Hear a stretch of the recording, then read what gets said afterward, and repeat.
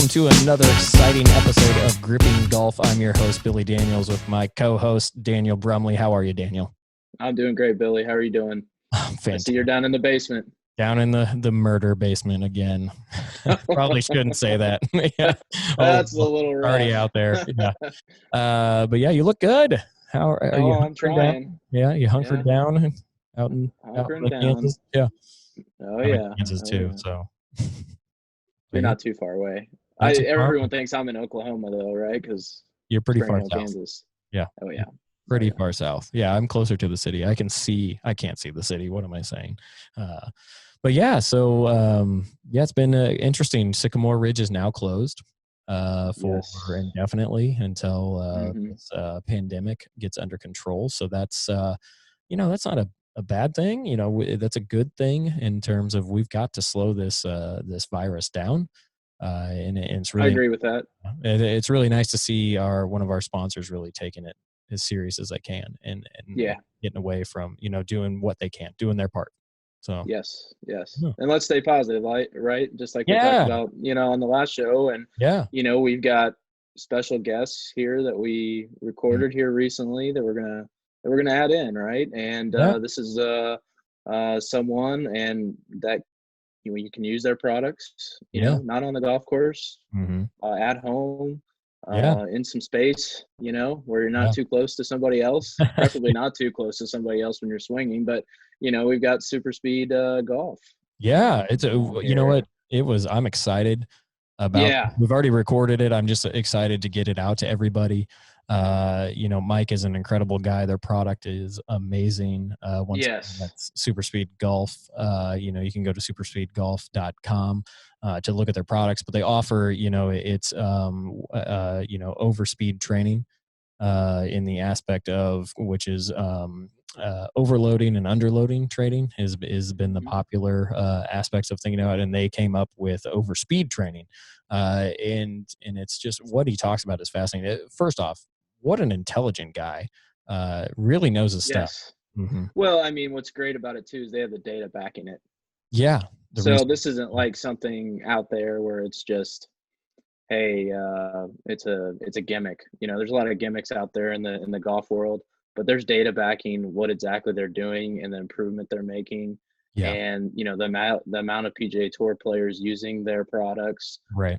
It's proving itself. So yeah, they're doing a great job out there. And these guys, they have a tremendous amount of knowledge, not only about their product and how to improve speed training and swing the golf club faster, but also really of everything across the board related to the golf swing, mechanically speaking.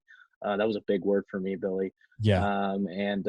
It's just really, really interesting to talk to Mike, and I hope everybody enjoys it. Yeah, I think they will. I think it's going to be, it is a fantastic episode. So hope you enjoy it. So, without further ado, I want to welcome Mike Napoleon to the show. How are you, Mike? Doing great. Thanks for having me, guys. Oh, yeah, of course. Off the top, I think it's great to level set and maybe talk about your background specifically as it pertains to golf and kind of how that evolved into the story of SuperSpeed Golf. Oh, yeah, absolutely. No, I'm a golf coach, PGA golf professional by trade. When I got into the business, it was coming out of graduate school, so I kind of went through a lot of the training with the PGA side very quickly. Right.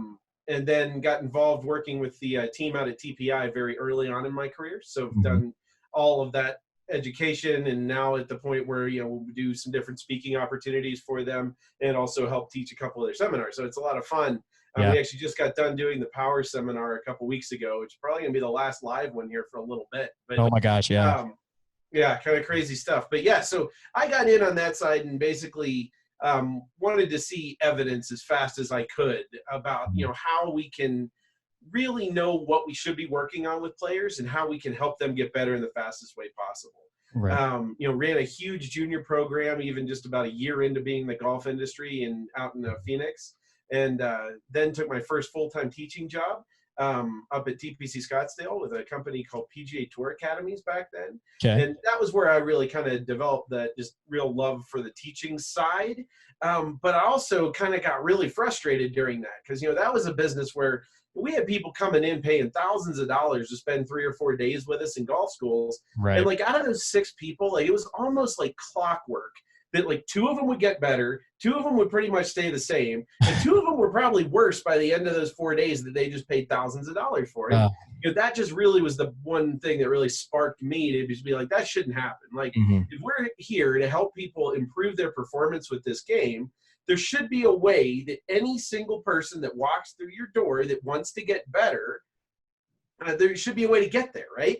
And I always looked at it and said, if these people aren't getting better, so I did something wrong. There's something wrong with what I'm recommending as a coach. Either it's not perfect for that player, or, I might just, I might not have enough depth of knowledge about what I should be recommending. So, that was what really spurred a lot of the, I've become just an utter seminar junkie and just, the kind of person that just wants to, keep learning more about it. And, so after I was there for about a year, I then went to Chicago and started my own golf academy company called Catalyst Golf Performance, which is still going. Actually, a couple of the teams that we had hired along the way now actually kind of bought us out and run those facilities in the Chicago area.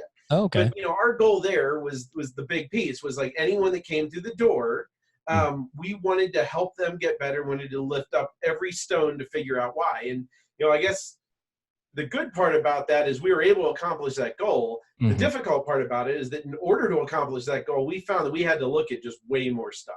We had to look at how that player's body worked physically. We had to work and look at, what sports they had played when they were kids and what kind of motor programs they had developed early on in their life. And then we had to couple that with equipment and couple that with nutrition, Coach Ellie. It was everything. So, we found that the best way to help people get better is really to look at that in a very holistic model. Yeah.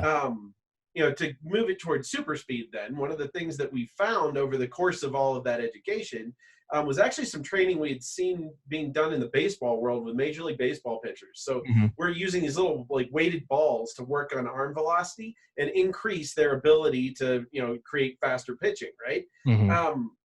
But we saw that it was actually the TPI World Golf Fitness Summit in 2012. We heard Dr. Tom House talk about some of the velo training that he was doing and looking at some ways to maybe kind of bridge that gap into helping players with the golf swing. Well, we took that kind of basic idea of that and just ran with it, did a lot of research on what's really going on when players are doing this type of training and figured out ways to optimize it. And then, at the end, make it as easy and simple and accessible for people as possible. Right. Wow. It's an impressive story, of where you've been and where you've gone and in the development of the SuperSpeed. I have some ties to Chicago a little bit in the terms of I was at the Glen Club from 2000. Oh my gosh, I got to figure this out. 2006 to almost 2010 as an assistant professional. And then you may know TJ Sullivan. He's in the Chicago area. Okay. Yeah. He's a good friend of mine. We actually had some operations at the Glen Club in 2011. Okay. That would have been after. For about a year. And then we kind of changed the name and different things happened, but we ended up working at a facility down in downtown, which was really the first Catalyst Golf was down in the city, down by the Board of Trade. And then we opened a few other locations there after that in Chicago, 2 others actually in Chicago and 1 over in Columbus, Ohio. Wow.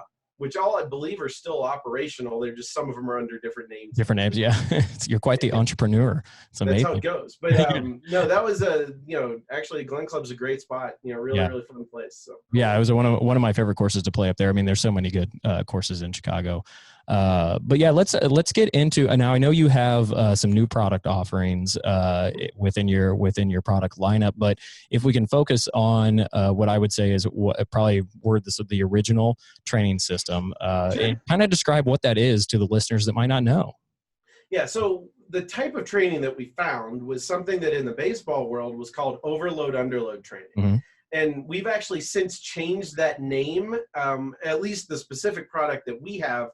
We now talk about it as overspeed training, mainly because that's a lot more descriptive of what's actually happening physiologically in your body when you're doing this training. The idea is to make your body move faster than it normally does during something it already knows how to do, like the golf swing, in order to change how fast your brain expects your body to react. So it's kind of a cool thing with how this works. So there's this really cool concept, well, it's not a concept, it's just anatomy, but our body uses something we call a motor unit. Okay. A motor unit is something that starts in the brain with your motor neurons in the brain. That's where all of these motor programs that we learn about how to play golf or how to hit different shots, all of those are these different motor programs in the brain. So let's say you step out on the tee to hit a driver. Your brain selects motor program for driver, right? And then what happens is your brain actually sends an electrical signal down your central nervous system that encompasses essentially that encoded motor program. It arrives at your muscles, and your muscles respond in that very specific action to that program. So it's kind of the same way that like a computer works, right? Right. Like you have a file and you open the file, and then the file processes, opens, and then finally actually ends up on your computer screen. So our body's working on actually kind of a similar way to that, with it starting in the brain, traveling down the nervous system, arriving at the muscles, and the muscles reacting. So what we found in our research on this is that when your brain sends that signal, it has an expectation of what's going to happen. So, your brain expects a certain response speed from your body. And what we found is that there's ways to change what that expected response speed is and actually get something much faster than what was normal. So essentially this is all neurological training. This is all brain training. We're really just trying to get your body to respond faster to that motor program. Now, what's cool about this is that means that we're accessing speed that player is already physically capable of producing. And for whatever reason, that player's brain's not letting them do it, or they're not used to doing it. They're not used to moving that fast. So what we have to do is we're kind of taking the governor off the engine, if you will. So there's some natural ability that the player or golfer already has, and you're just trying to get it as an untapped resource, essentially, of getting them to understand that they have that potential. Yeah. So like if we talk about potential, like what develops athletic potential for any athlete is going to be an equation based on their genetics and based on the different types of activities they do when they're growing up, how that starts to develop different amounts of different muscle fiber types, connective tissue, basically genetic expression of different things based on their training history. Right. So that's why you have some players, like your long drive tour guys that, they have speed and power that you don't see even that much on tour yet, right? Right. Like, those athletes have done crazy things when they were growing up. Like you'll hear guys like Jamie Sidlowski talk about like doing 360 jumps and ice skates, and Jason Zubek doing crazy stuff with all kinds of. He was like a world-class badminton player and all these different speed type sports when he was little. So like that stuff's really important. Because like when they were growing, they developed the capacity, the potential to create explosive speed and power. Yeah. That being said, not everyone did that. The trick is that even if you're somebody like Jason Zubek, or you're somebody, you like a short hitter on the PGA Tour, or even just like an amateur golfer of some level, your body is most likely capable of moving much faster than your brain lets it. Right. And that's just due to all kinds of different things that will limit. The number one's pain, right? Like if we're ever in pain, our brain's going to basically shut off our ability to create speed and power in certain areas because it's a protection method, right? And then other things that we do, like as a golf coach, we can be very at fault for this one a lot. Like if we get players working way too technically with their swing and thinking too mechanically, that's also a big negative a lot of times for them to work athletically, efficiently, and create maximum speed and power. Right. So think of it as like you've got this athletic ceiling based on your genetics and development. You've got wherever you're functioning relative to that athletic ceiling. What we're doing with SuperSpeed and overspeed training is trying to move you up closer to your athletic potential by breaking some of those like neurological barriers that are just they're slowing you down. Is there anything in the research? I'm curious. You're piquing my curiosity, obviously.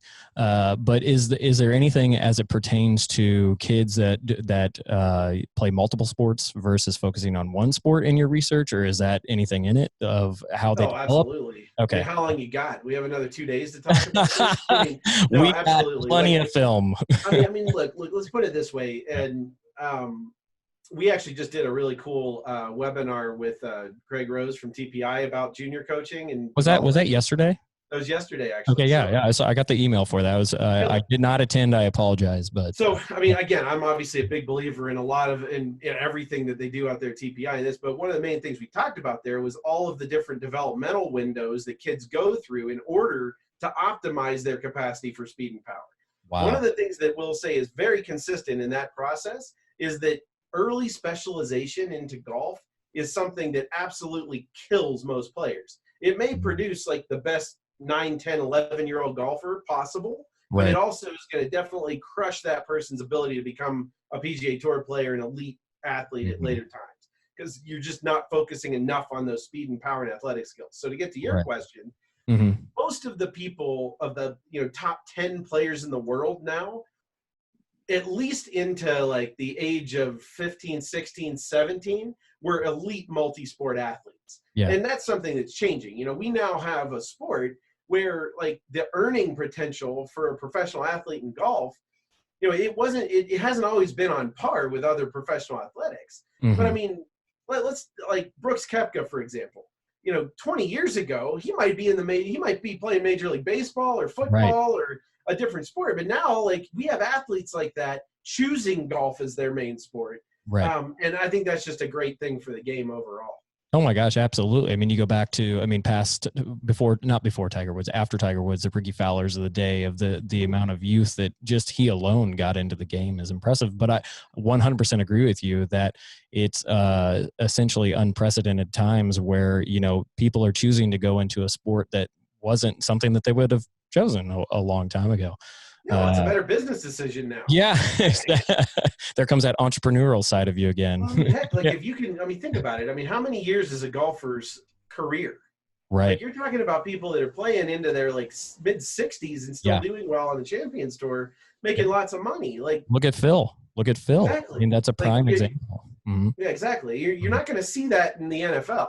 Like, it might be fun to see, a couple like a Legends League or something, but it's not going to be the same thing. Yeah. Well, I think it's really. Go ahead. Bill. No, go ahead, Dan. I think the brain training portion of it is just very amazing. We talk a lot about on this show, and Billy and I think are big proponents of promoting speed in junior golfers before mechanics. We've talked about that a lot, and obviously your data is showing that that's an important part of developing a golfer that's going to really succeed in competitive golf and to collegiate and possibly in professional levels if they want to do that.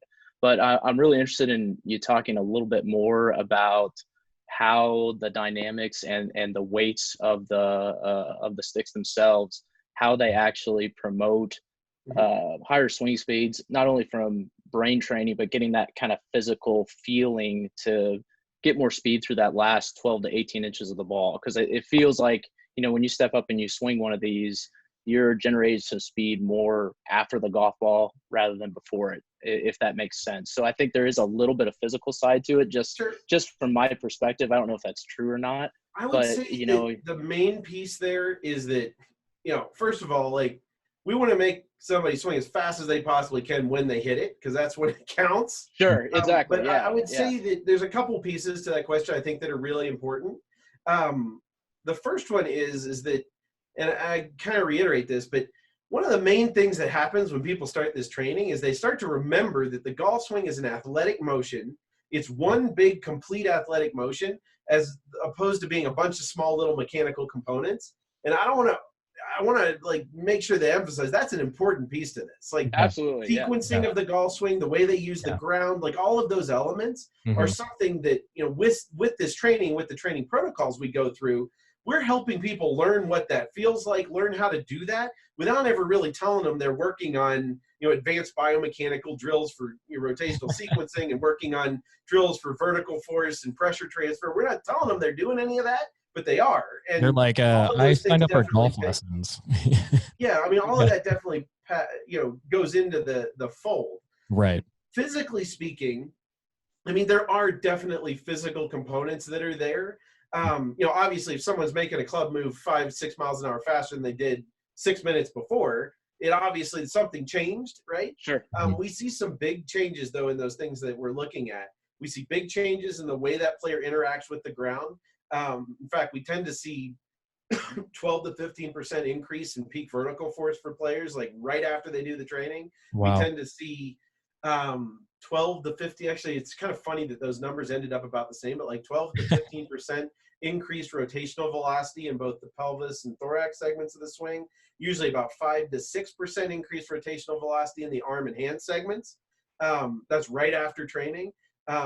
I guarantee if you got a player that's like casting early release has those issues, and you go through this training with them and you take some video of those last swings of the training, it's going to look like the best lag and release pattern you've ever seen in your life. But again, all of that is more, let's call it reverse engineering on the coaching side. And I'm a big believer in that side too. I think it's really important for great coaches to keep their mouths shut and let people learn, as opposed to just hammering theory and information down their throats. And what I mean by that in our training is there's only one goal. It's like, I want you to make the club move as fast as you can down around where you're going to hit the ball. That's it. It's the only goal. Then we give them some drills and some different footwork patterns and different types of drills that do work on a lot of those things, but still they only have one simple goal there, and it ends up helping them with a lot of different aspects. So how does that, I was going to say, how does that one simple goal how does that one simple goal filter into, say, a program? Like I'm assuming that means you can incorporate it into lesson plans within a pro or within. Yeah, we just look at speed training as its own like lesson module. So it's its own, like we used to build all of our programs what we call modular coaching. So essentially players would have their mechanics program and their ball flight control program and their short game program and their strategy program and their speed program. And then we put those different modules together in a way that was kind of optimal for a practice session. But we look at speed training as kind of its own separate entity, if you will. And then obviously applicable skills, once you learn that, are important. Getting fit for clubs at the right point is extremely important. Making sure that the underlying physical mobility, stability, balance, all of those things are in place is also very important. So, but it is like another category that really wasn't done a lot before. And I think that's kind of a big piece there. Yeah. Daniel, go ahead. Sorry. Yeah. Can you elaborate a little bit more on non-dominant swing training on the left-handed side? Because I've seen a little bit of that and a little bit of discussion going on there through the social media sites and your posts. And it sounds like that's something that people really need to be practicing, as they're using these. First off, well, everyone that does our training does do that because it's in every protocol that we do. Believe it or not, most sports actually do train non-dominant training. It's just a normal thing in most sports in the world. Golf, for whatever reason, just never did. So that's something else that we really wanted to push forward in the industry big time, because it is a huge piece, helping players get better. Let me walk you through like kind of a normal training program, like normal session for somebody. I think that'll help a lot. So like, if we get out there to somebody, and let's say we're testing, right? And let's say beforehand we test like 5 drivers and they get like an average of about 100-mile-an-hour club speed, okay? Hitting balls. Then we'll go through the training. When they get that green club first and they're swinging on their non-dominant side, on average, we're going to see them swinging usually about 18 to 19% faster than their normal swing speed with that green club that's about 20% lighter than their driver. So just a few swings there, and the brain starts to remember and expect this much faster reaction speed. So we then start to shock the system to kind of I wouldn't say randomize the training, but we do short reps so that we don't have too much repetition going on in the protocols. And then we'll have the player switch around and do non-dominant.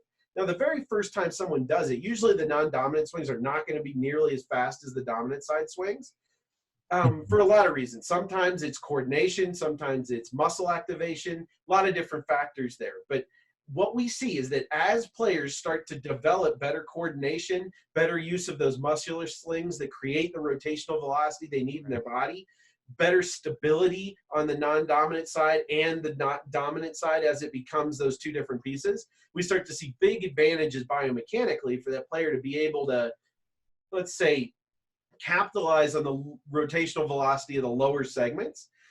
So that helps. We actually find that most of our players, after I'd say 3 to 4 months of the training, will be within about 1 mile an hour to 2 miles an hour of the same speed on their non-dominant side. Some players even are faster on their non-dominant side than the dominant side, which we could talk about that later too. That's actually a common thing you'll see. But so then we'll do that. Then we're going to go to the blue weighted club, which is 10% lighter than the driver. And again, that player's brain now is like kind of, it's in this state where it's like, whoa, I just got a really different reaction than I was expecting. Those green swings, I guess I'm expecting 119 now. So we'll have them go with the blue club, and they'll still be usually in that 116 to 117 range, even though we added a little load back. Do the non-dominant again, then we'll go to the red club, which is 5% heavier than the driver. Well, now we've gone through 2 of those clubs where the brain's expecting this faster speed, still expecting the faster speed with the red club. On average, you see about 110 to 112 out of that player, so 10 to 12% faster with the club that's a little heavier than their driver. Okay, so then we go back. Now we go back to the green club again. We just keep shocking the system essentially, and we do our step change of direction swings. So now we add in the ability to create more ground force. It doesn't necessarily do it if the player doesn't do the drill well, but we give them the opportunity to create more interaction with the ground, which in turn creates more opportunity for those forces and torques to create faster and more efficient rotational sequencing, which in turn creates a faster rotational velocity in the upper segments, allowing them to deliver the club down near the hitting zone faster. Okay, so all that kind of works together. So they'll be right back usually up, and I usually tell players, like, if you were at 118 during that, you should be able to get to like 120, 122 now with the step change of direction swing. Wow. And then we're going to do the non-dominance, and then we're going to do the blue, and then we're going to do the red. We finish that training with 3 swings, maxing out as fast as you possibly can. Well, on the dominant side, normal swing with the green club, trying to get the highest number on the radar possible. Then we'll go back, put the skill element back in, have them hit balls, and on average, over thousands and thousands of data points now, we see an average of about a 5% gain in swing speed, which means that you see some people with an 8 to 10 mile an hour gain and some with a 2 or 3, but 5% has been pretty much that average over a lot of data that we've collected at this point on the gains. So that's kind of how it plays out for players. After that point, if they don't do anything then for like the next hour, they'll pretty much go back to normal. Their brain will just be like, oh, it's just a one-time thing. But we see regular practice of like 3 times a week doing that training for a period of 6 to 8 weeks, and now you'll start to prove that that's a permanent new speed increase for your golf swing.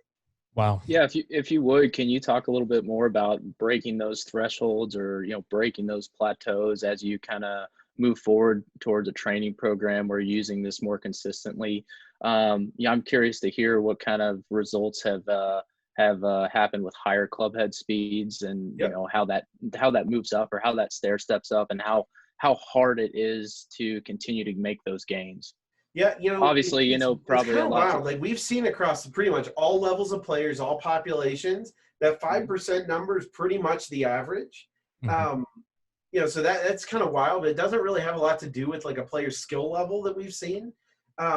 We'll see very commonly amateur golfers in the low 90s go to the mid 90s, the mid 90s go to 100. We'll see plenty of tour players that have been in that 108, 109 range, kind of behind the 8 ball, if you will, out on tour, end up at 116, 117 pretty quickly. Wow, that's great. The training works in like this series where you'll see a jump pretty much after the first time you do it. Then about a 6 to 8 week like normalization period where that's becoming permanent. Then it enters somewhat of a plateau phase where things are pretty stable. And then if you keep doing the training consistently and aggressively and move the protocols along like we recommend, you'll generally see a secondary jump, usually around the 4th to 6th month of the training. That jump's a little smaller. It's about 3.5% on average. Another 6 to 8 weeks for that to normalize, another plateau after that. I would say that theoretically that pattern happens forever, with that pattern of jump, normalization, plateau, with longer periods of time between the jumps, and smaller jumps every time. Just there's diminishing returns on it like anything else. Those are amazing gains. Yeah. I mean, amazing. Oh, absolutely. Trust me, like, you get a tour player that's been fighting their career for the last 10 years at 106 mile an hour club speed, and after 6-7 months are in the 118 to 120 range, and they've retooled their whole bag and their birdie percentage is doubled. Like, that's a whole different world for them. Yeah, absolutely. I'll take that. Any day of the week. Yeah, absolutely. I do want to say something about Daniel. I want to make sure, Daniel, you understand that these can be used for left-handed and right-handed players. The question was, can a left-handed player swing on the non-dominant side? Well, right-handed players can swing on the non-dominant side. Yeah. Oh yeah. Yeah, I got you. We can't discriminate on this podcast. No. Yeah. No, there's no discrimination. Left-handed players are there. It's great. No, what's really interesting about that too is that you actually do see some of the most powerful hitters in the world, both in baseball and in golf, actually do like swing opposite to their dominant side. We have actually seen a good bit of research that, there is somewhat of a biomechanical advantage for power when you're making flexible the dominant side the lead side of that rotational motion, because that lead side is what stabilizes all the rotation of those segments. So theoretically and in practice, there is a biomechanical advantage to using that stronger, more dominant side of your body as that stabilizing force in the swing. But you see a lot of those players. Like if you see like Jamie Sadlowski or Jason Zubeck, or those guys, they're all hitting a hockey puck left-handed, and then they hit a golf ball right-handed. Same thing's true with Phil. He's right-handed. Same thing's true with Jordan Spieth is left-handed. Like there's a lot of, it's kind of wild. Like there's more players than you think. That when you go down the list, you're like, wow, there's a lot of these cross-dominant players, especially the power guys up there a lot of the time.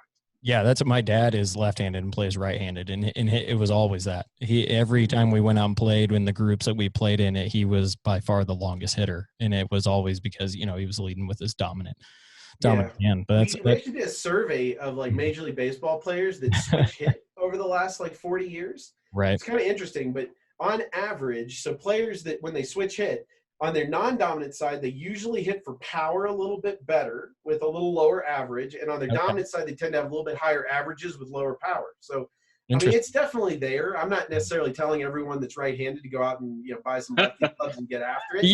Obviously, there's a pretty big piece of, like, skill development there. Right. But I can tell you at our junior golf academies, when we ran that stuff, I mean, we had every kid swinging both right-handed and left-handed, hitting balls, working on stuff until they were at least 10, 11, 12 years old. Oh, I think that's great. Yeah, it's there's a 0% damage rate for swinging left-handed. It's only going to help you.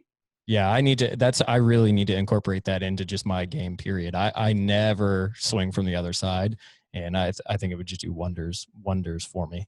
But yeah, Daniel, did you have another question? You were chirping at something, I thought. No.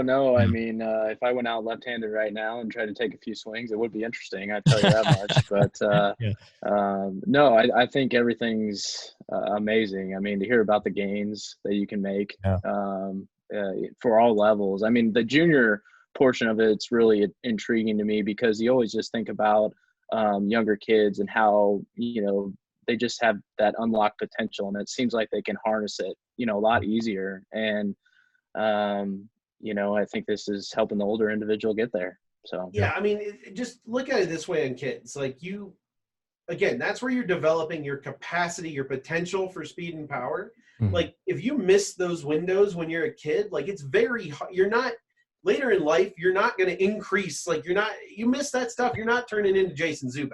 There's no way to go back in time and do that. Right. The point is that as a kid, you got to max out and get the highest potential possible. And then as an adult, whatever you've got. Yeah.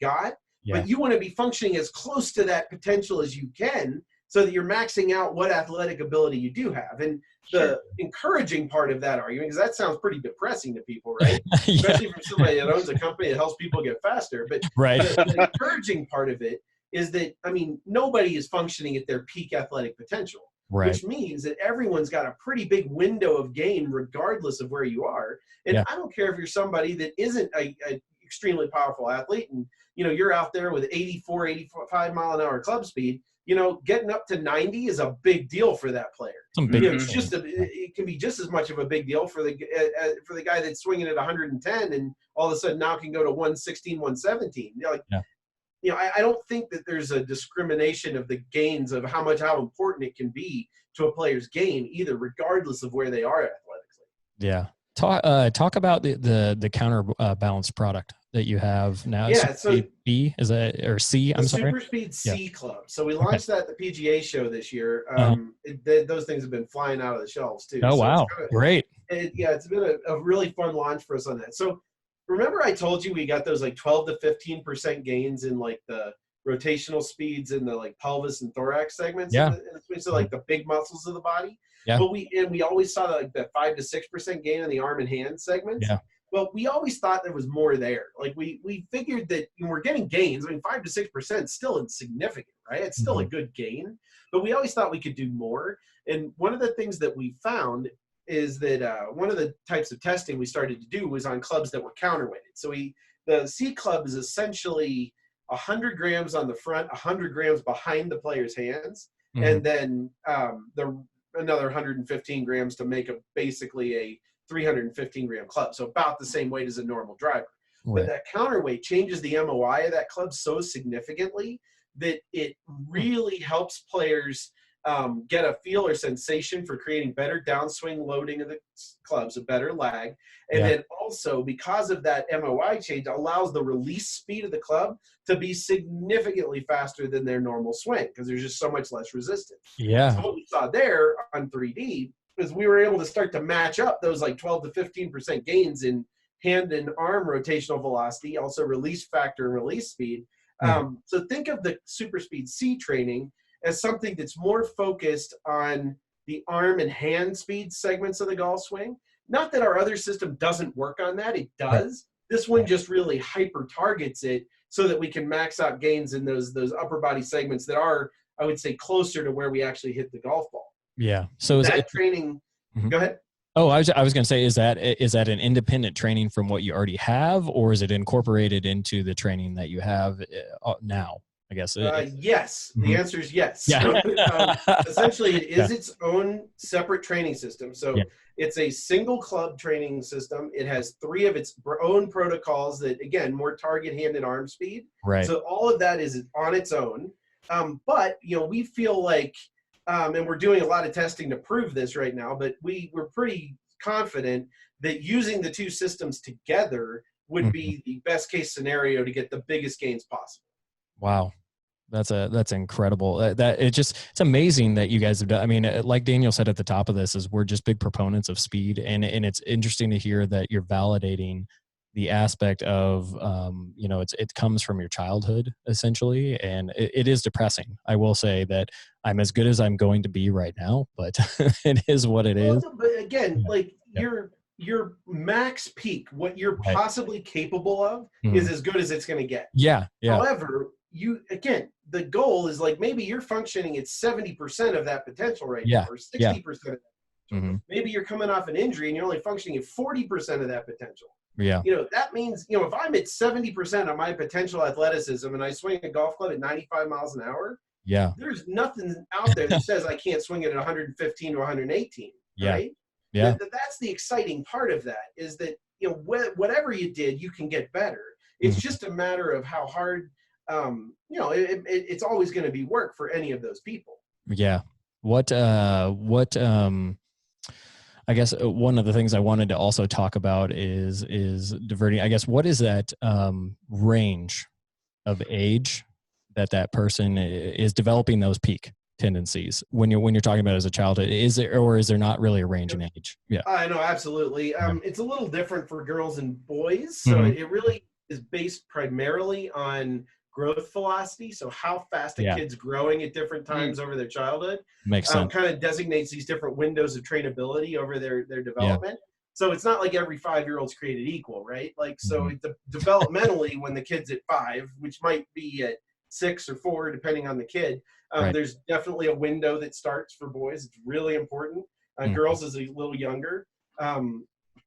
That's like the first speed window. That's like where kids need to be running fast, jumping high, throwing hard, just doing ballistic type stuff and not caring where the ball goes. Parkour. When the next one is actually usually right around their growth spurt, in their growth spurt is when the next speed window is. Then after that, there's also a strength window. So once you start going through puberty and getting some of the testosterone hormones going through, that you can actually start to do strength training. So a major window for strength there. Wow. Once you have the capability and the basis of strength, so after that strength window, now you start to get into what we would call power window, which is essentially a combination of strength and speed. The power is always, strength and speed at the same time. So it would be lifting heavy things, but moving them fast, right? Yeah. So those are kind of the 4 main windows that affect somebody's capacity for speed and power. So hitting all of those is a really important thing if you want to be Jason Zubek. Yeah. Most of us did not do that in our lives. In fact, most of the players on the PGA Tour didn't do that in their lives. Right. But again, you know, a lot of them, some of them did. You're getting more of those athletes that did. You're getting these guys with 185, 190 ball speed out on tour. Yeah. But at the same time, you still have a lot that are in the mid 170s that are competing well. I just think that if, you know, I'm a parent, I have a 2.5-year-old and a 1-year-old right now. And I can tell you that they're doing all kinds of fast speed ballistic stuff as soon as they can do it. Like as soon as they have the coordination. If you like it or not, they're doing it. I want them to move fast, right? Yeah. No, my son's like one of the, at like a year and 2 months is like maybe the fastest crawling kid I've ever seen. I love it. Like, it's fantastic. I think about the social media stuff that I've seen where they put the babies on the basketball courts and they let them go. I feel like your son's going to dominate that if we ever get to see you out there. Oh, he can move. He's just now starting to walk. He'll like stand up, take like 5 steps across the room, get annoyed, get down and crawl because he can just bolt. Yeah, exactly. I can go faster. Wow. That's awesome. Daniel, you got any questions, final questions or anything? No. Hey, we really appreciate you coming on. And I got one more question. So go ahead. To close it. No, you can say that. I just didn't. You can be the closer. Yeah. Okay. Mike, I got one last question for you. And if you could play one round of golf with any person, it can be a golfer, it can be a person or whatever, dead or alive, who would it be? And why? You know, I'd still probably take Jack Nicklaus in his prime, mainly, and I know that's kind of a cop-out answer in some ways, but mainly because there's a lot of cool stuff that he did growing up that, you know, accidentally got him into some of those speed and power things, and I'd love to know more about it. So he was real big into rotational sports, a lot of them. Yeah. So, yeah. Absolutely. That's awesome. Well, good answer. Well, Mike, thank you for your time. We appreciate it. Go enjoy the rest of the evening with your family. Stay safe out there and, you know, I guess hunker down at home, whatever you're doing there. But thank you again. Yeah, you guys too. Obviously, thanks a lot for having me on. Love doing this stuff. Best of luck with everything, and just let us know how we can help you get faster. Cool. All right. Appreciate it, Mike. Thank you. All right. Thanks. Wow, that was a great episode with Mike Napoleon over there at SuperSpeed Golf. You know, tons of quality information. You know, I said it at the top of the show. I could not believe how amazing, Daniel, you talked about the research, all the data points that they had. I mean, holy moly, 5% gain in your club head speed. That's impressive. Just think of the gain. Yeah, I think, you know, you're crazy if you don't give this a shot, you know, and we see it in players. I mean, sometimes you just think there is just a mental block there as far as wanting to swing the golf club faster. Yeah. I mean, there's guys out there that you just know have unharnessed power that you're on the driving range with, and they're just not using it. Yeah. I think this is just a great tool to unlock that. You know, it's brain training, right? So, you know, I think you and I have had lesson clients that were a hell of a lot stronger than you or I, and probably in a lot more rotational sports when they, you know, may have been a little bit younger. But, you know, part of it is just unlocking it and knowing that they can do it too. And I think that helps reemphasize it. Yeah, I was fascinated by the fact of you know, they need to train in the kids getting to that peak. And then as you're an adult is retraining your brain to get to your peak performance. And then, you know, like he said, the 70%, you might be operating at 70% of your peak. But you developed this peak back in your childhood, in your adolescence, and through different various developmental stages. And that was quite interesting to hear how that works, because I think we've all thought that that's what it was, but to really hear the data and the scientific method behind it is pretty interesting. So yeah, and you know, I'm just glad that we might be right on something, Billy. Don't tell you know about else. You know, trying to teach speed when you're young, and not discrediting, you know, mechanics, but I do agree with a lot of the things he said about making sure younger people are working on ballistic training, basically. And it's explosive. So exciting. I'm interested, and I haven't done the training with him before. You know, I've swung him once or twice. Thought it was a very interesting thing. But you know, as you do further research and you get to talk to Mike about it, I'm very impressed. Yeah, me too. They're definitely smart. They know exactly what they're doing. I did think it was interesting in the context of some of the conversations you and I have had, specifically when we were at the studio, of if you're going out and practicing, you're going to hit different shots from different places. I didn't hear that from Mike. I heard that repetition is the key. And I think that's what I said, Daniel, when going out and practicing, is trying to hit it the same shot over and over to train your brain, right? Didn't I say that? Well, I think, there's some subliminal messages being sent through SuperSpeed Golf and the different weights. So, we'll maybe we'll have Mike on again one of these days and see what he has to say to argue that with me? Is that what you're saying? You need some help? Is that what you're saying? He'll probably be more on my side on that one. No, that's interesting. But yeah, thanks to everyone. Be sure to subscribe to this podcast or this episode. If you want to find out more about us, please go to GrippingGolfPodcast.com. Once again, that's GrippingGolfPodcast.com. And thanks for listening.